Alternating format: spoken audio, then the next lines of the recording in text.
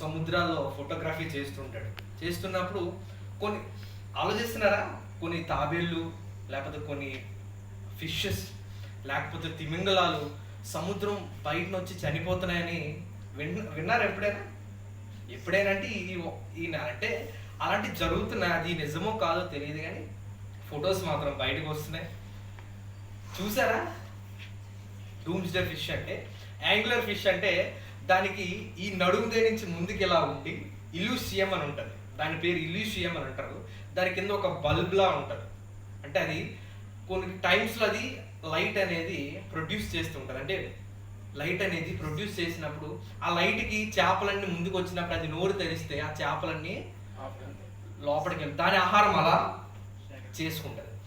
ఇదంతా ఎందుకు చెప్తున్నానో లాస్ట్లో చెప్తాను కాబట్టి వినండి.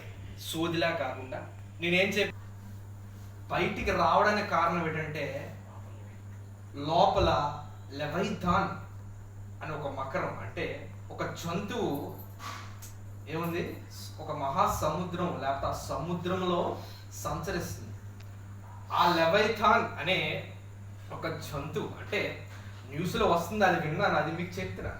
లెవైథాన్ అనే ఒక పెద్ద జంతువు అంటే ఒక డైనోసర్ లాంటి జంతువు సముద్రం నుంచి బయటకు వచ్చి ఒక నాశనాన్ని ప్రపంచానికి సృష్టిస్తుందట. అర్థమవుతుందా? ఆస్ట్రేలియాలో వాళ్ళ సముద్రం నుంచి వెళ్తున్నప్పుడు వేవ్స్ ఎలా ఉంటాయి అంటే సముద్రం వేవ్స్ ఇలాగే వెళ్తాయి కానీ స్క్వేర్స్లో ఉన్నాయంట వేవ్స్ అని. అర్థమవుతుందా? అంటే సముద్రం నుంచి ఏదో ఒక జంతువు అపాయం మనకు వస్తుంది. అర్థమవుతుందా అని చెప్తుంది. అంటే ఈ ఫిష్ల ఈ చేపలన్నీ ఎందుకు బయటకు వచ్చేస్తున్నాయి అంటే లాన్ ఎందుకు సర్వైవ్ అవ్వలేకపోతున్నాయి అంటే లాన్ అవి జీవించలేకపోతున్నాయి.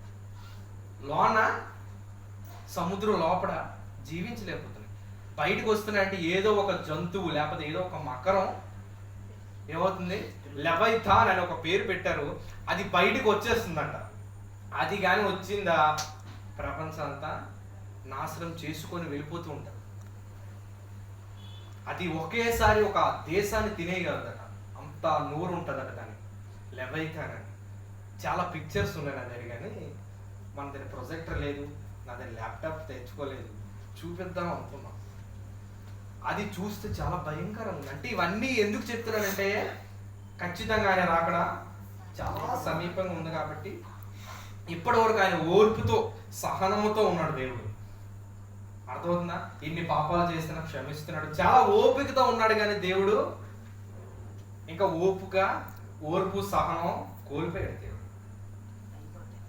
అయిపోయింది ఇంకా.